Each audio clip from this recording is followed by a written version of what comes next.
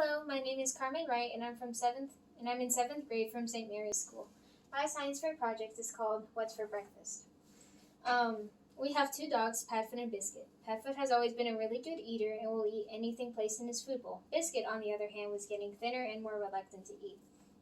With my project, I wanted to find a food that would keep both of our dogs properly nourished and excited to eat. So, in addition to their regular food, I introduced other types of food from the same brand that had main ingredients of either salmon, chicken, or beef.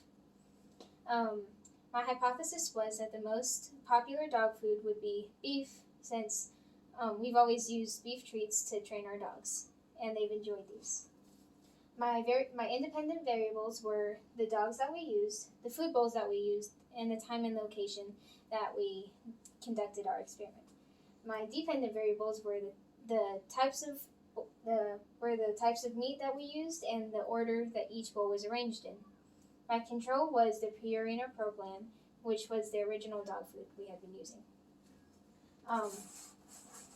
So, for days 1 and 2 of my procedure, we lined the bowls up next to one another, and I filled each bowl up with a different type of dog food. Our order from left to right was control, beef, chicken, and salmon. I then let one dog in at a time and recorded which food he liked the best. I decided which food he liked the best by which food he completely finished first. For days 3, and then I continued this experiment with the second dog after refilling the bowls. For days 3 and 4, I rearranged the order of the dog bowls and conducted the experiment as usual. On day 5, I had narrowed down our two dogs' favorite food choices, which in our case was beef and chicken. So then I placed only those two meats next to one another and carried out the experiment as usual, recording my results. These are my graphs. This one is Biscuits. The tallest bar in his represents which food he ate first consistently. As you can see, chicken is the orange bar, and it is very consistent. This is Padfoot's graph.